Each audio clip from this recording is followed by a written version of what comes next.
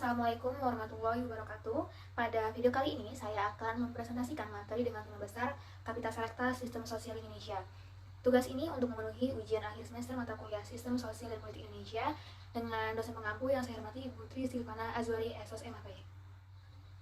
Sebelumnya, perkenalkan nama saya Amalia Fitri Madi dengan NIM 2210411320047 dari kelas C dengan nomor absen 44.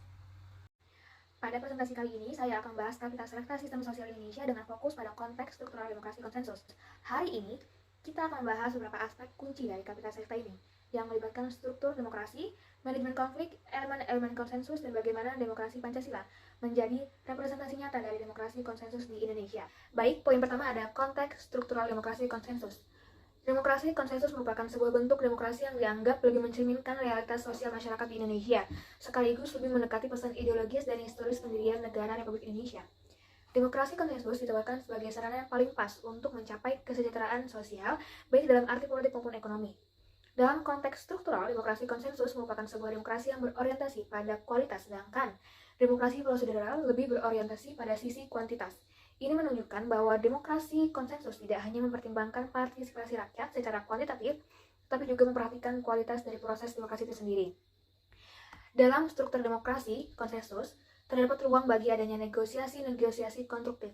Hal ini menunjukkan bahwa demokrasi konsensus memungkinkan adanya dialog dan perundingan yang lebih mendalam, sehingga keputusan yang diambil mencerminkan kesepakatan bersama yang lebih substansial. Dengan demikian, demokrasi konsensus tidak hanya memperhatikan hasil akhir dari proses politik, tetapi juga memperhatikan proses-proses perundingan yang terjadi dalam mencapai kesepakatan.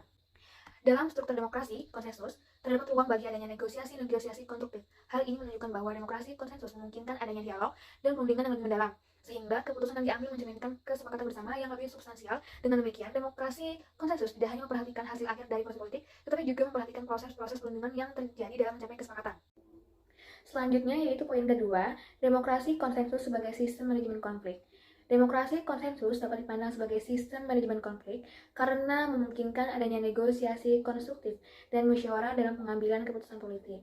Dalam konteks struktural, demokrasi konsensus memberikan ruang bagi adanya dialog yang mendalam dan perundingan yang substansial, sehingga keputusan yang diambil mencerminkan kesepakatan bersama yang lebih inklusif.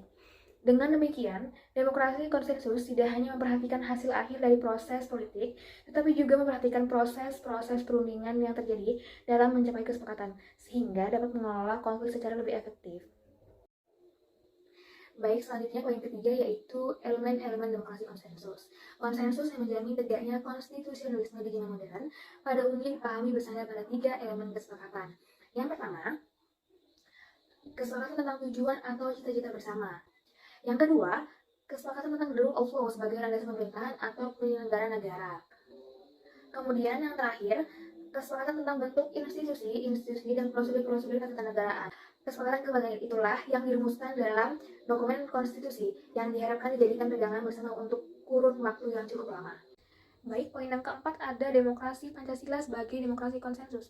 Demokrasi Pancasila di Indonesia dianggap sebagai demokrasi konsensus karena didasarkan pada prinsip-prinsip musyawarah untuk mencapai mufakat.